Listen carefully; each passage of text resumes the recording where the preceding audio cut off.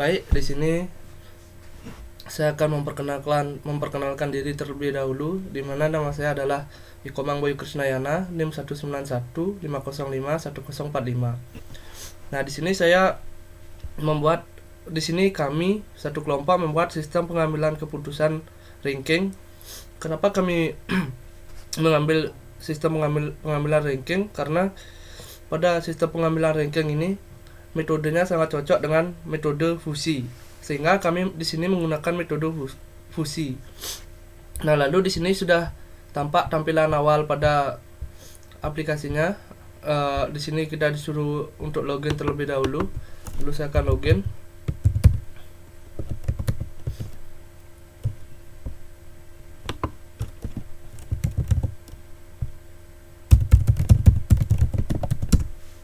Nah, di sini merupakan tampilan awal dari MyRanking atau aplikasi yang kita buat bersama. Nah, lalu di sini ada fitur-fiturnya, yaitu ada fitur home, ada fitur data alternatif, ada fitur penilaian, ranking, dan bobot. Nah, di sini saya akan menjelaskan alur dari aplikasinya. Yang pertama, kita harus memasukkan data alternatif terlebih dahulu.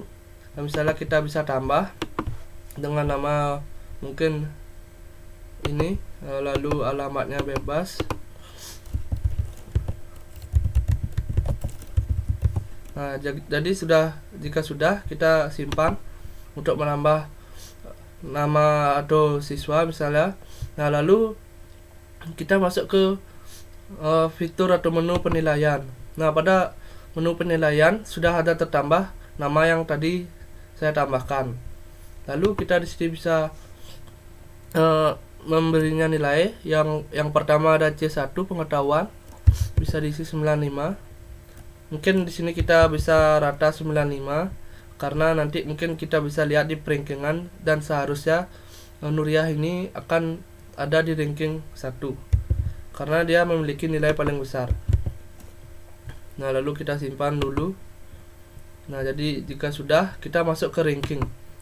Nah, di sini merupakan fitur yang menggunakan metode fusi. Lalu di sini kita mulai dulu atau perbarui. Nah, di sini sudah ada Nuriyah Kirani dengan skor paling tinggi rata 95 atau 95. Nah, lalu pada bobot juga bisa dilihat. Di sini bobot bisa diganti, misalnya ada pengetahuan 35, keterampilan 25, sikap 15, dan keaktifan 25. Nah, jadi seperti itu alur dalam penggunaan MyRanking. Sekian, terima kasih, dan akan dilanjutkan oleh teman kelompok saya. Om Swastiastu. Baik, perkenalkan nama saya Igede Ngurah. Di sini saya akan menjelaskan mengenai login dan logout pada bagian presentasi saya untuk project dari UAS Pengantar Kecerdasan Buatan. Yaitu di sini saya akan menjelaskan mengenai proses login dan juga logout.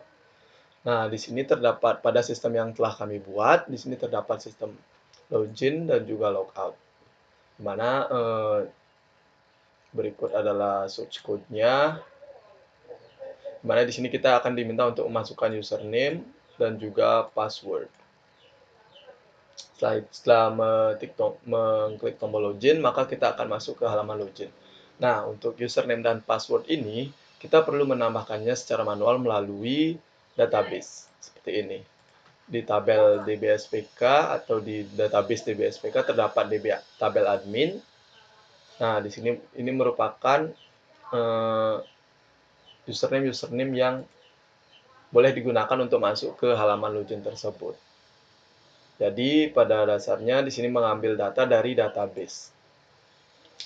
Kemudian kita coba dengan menggunakan username yang sudah saya buat, yaitu Ngurah Sunitra dengan password 123. Nah, berikut misalkan tampilan loginnya, yaitu kita menggunakan username Ngurah Sunitra, kemudian passwordnya adalah 1234.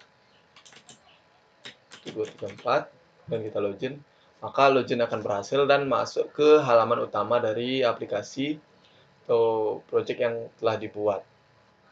Kemudian di sini juga terdapat fitur logout,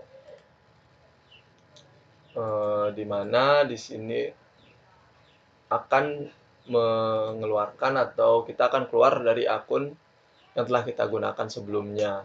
Jadi jika kita logout, maka ketika kita ingin masuk kembali, kita harus masukkan kembali username dan juga passwordnya. Nah, seperti itu. Sekarang kita coba di sini untuk menambahkan sebuah username baru. Kita coba tambahkan, insert, value-nya adalah dengan nama admin.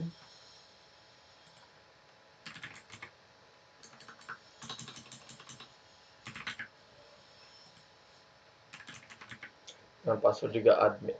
Sekarang kita coba.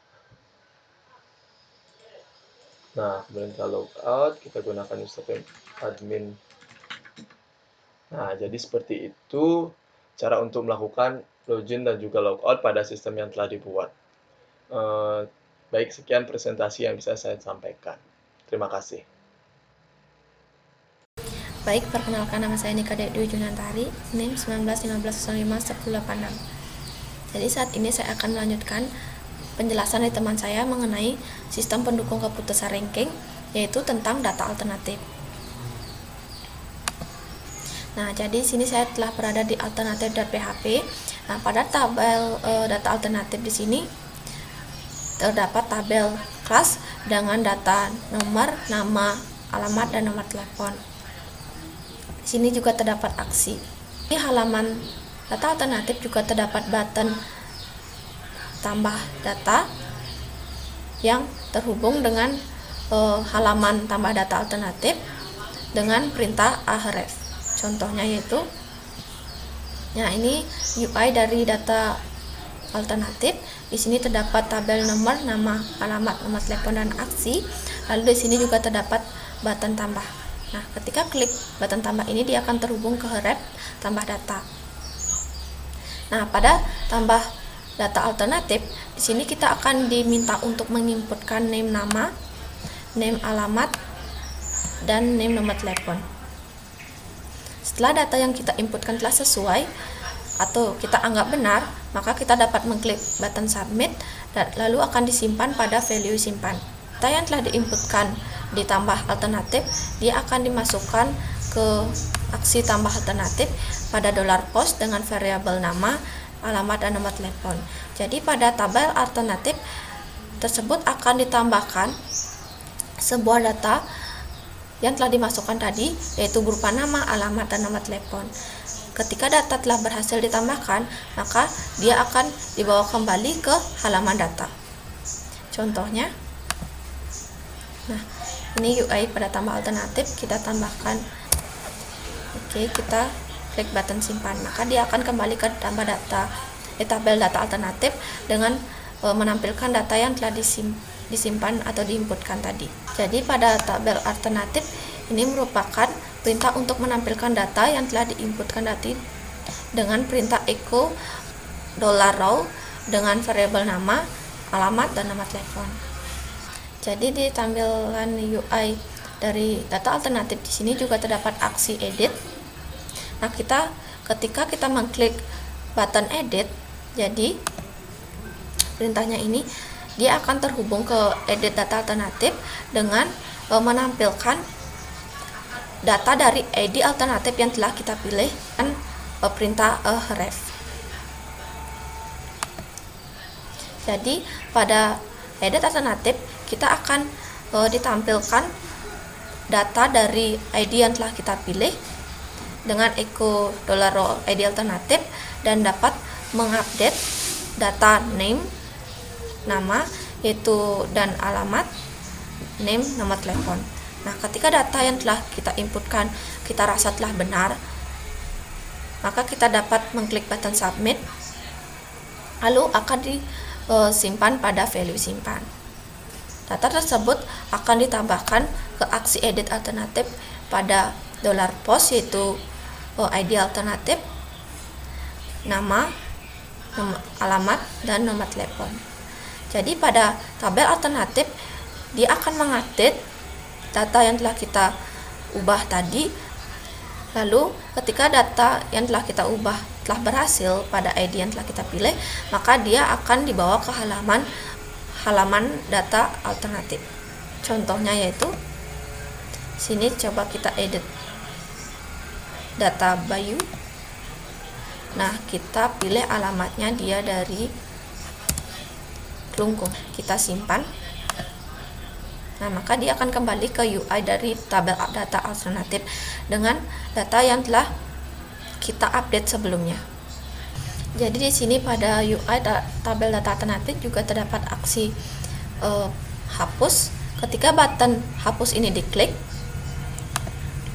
nah maka dia akan mengkonfirmasi atau memberikan notifikasi, kamu yakin perintah ini terhubung pada halaman alternatif dengan folder aksi hapus alternatif, di mana kita harus memilih ID data yang akan kita hapus terlebih dahulu dan menampilkan data tersebut. Pada aksi hapus alternatif ini, dia akan mendelete data dari tabel alternatif di mana ID-nya yang telah kita pilih sebelumnya.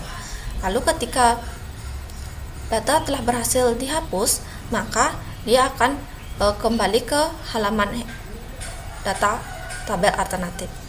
Contohnya yaitu dihapus. Ketika kita pilih OK pada ID alternatif Nurah, maka data tersebut akan dihapus. Sekian penjelasan dari saya mengenai data alternatif. Penjelasan selanjutnya akan dilanjutkan oleh teman saya. Om Swastiastu, baik di sini saya Putu Widya Pratiwi dengan NIM 1915051038. Kali ini saya akan melanjutkan penjelasan dari teman saya. Kita langsung saja ke Visual Studio Code-nya. Nah, di sini saya akan menjelaskan mengenai konsep dari SPK itu sendiri atau sistem pengambilan keputusan. Di mana pada sistem pengambilan keputusan ini dapat ditentukan dari bobot dan juga nilainya yang nantinya akan disimpulkan menjadi ranking. Oke, yang pertama di sini adalah mengenai bobot. Nah, pada line awal di sini terdapat pengoneksiannya langsung ke database atau MySQL query, di mana di sini memilih atau select from tabel bobot. Selanjutnya di sini ada aksi ubah bobot, di mana pada aksi ubah bobot ini diambil dari name W1, di mana W1 itu adalah pengetahuan. Nah, W1 ini berasal dari aksi ubah bobot.php, yaitu di sini. Nah, ini terdapat update data bobot ke database yang berisikan W1, W2, W3, dan juga W4. Kita kembali lagi ke bobotnya. Nah, di sini aksi itu menggunakan metode post yang nantinya value php echo $crow W1 ini bertugas untuk menampilkan bobot yang akan kita edit atau kita tambah. Contohnya adalah seperti ini. Value itu akan bertugas untuk menampilkan nilai ini yang akan kita edit. Kita langsung saja ke penilaiannya. Oke, selanjutnya di sini adalah aksi untuk menampilkan data dari tabel yang telah dipilih. Pertama di sini ada row nama, di mana row nama ini didapatkan dari tabel alternatif yaitu nama S nama. Selanjutnya di sini ada name C1, di mana name C1 ini didapatkan dari aksi penilaian.php dari sini. Lalu ada C1, C2, C3, dan juga C4. Aksi penilaian ini menggunakan metode post dan nantinya value PHP echo row 1 ini akan menampilkan nilai yang akan diinputkan seperti pada bobot tadi. Nah, selanjutnya di sini kita ke aksi rankingnya, di mana terdapat algoritma untuk menjumlahkan ranking tersebut. Di sini terdapat pendeklarasian untuk penilaian dan juga bobot.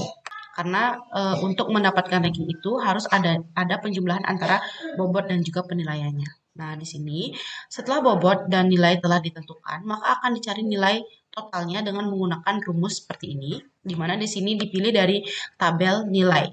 Di sini akan dilakukan normalisasi, di mana nilai atau C1, C2, C3, dan juga C4 akan dibagi dari maksimal nilainya, di mana di sini maksimal nilainya adalah 2, di mana 2 itu adalah maksimalnya adalah 100. Nah, ini adalah rumusnya, di mana skor sama dengan W1 atau bobot 1 akan dikali dengan C1 normalisasi. Begitupun selanjutnya, dan nilai-nilai ini akan ditambahkan atau dijumlahkan yang nantinya akan menentukan nilai akhir atau total dari skor mahasiswa atau siswa tersebut. Nah, di sini kita langsung saja ke bobotnya, di mana W1 itu adalah 35, W2 yaitu keterampilan adalah 25, W3 sikap adalah 15, dan W4 adalah keaktifan yaitu 25. Dimana ketika kita memasukkan nilai di sini, misalnya Putri Widya Pratiwi dengan pengetahuan 90, maka akan dikalikan dengan bobotnya, yaitu W1 pengetahuan adalah 35. Jadi 90 dikalikan 35. Nah, sebegitu pula seterusnya pada penilaian, nilai-nilai ini akan dikalikan dulu dengan bobotnya, sehingga nantinya akan dijumlahkan dan menghasilkan nilai. Nah, di sini misalnya 81, maka akan diurutkan yang mana yang akan mendapatkan ranking teratas dan juga ranking terbawah, seperti itu. Nah, itu saja penjelasan dari saya. Jika ada salah kata, saya mohon maaf. Saya tutup dengan Parmesanti. Om Santi Santi Santi Om. Terima kasih.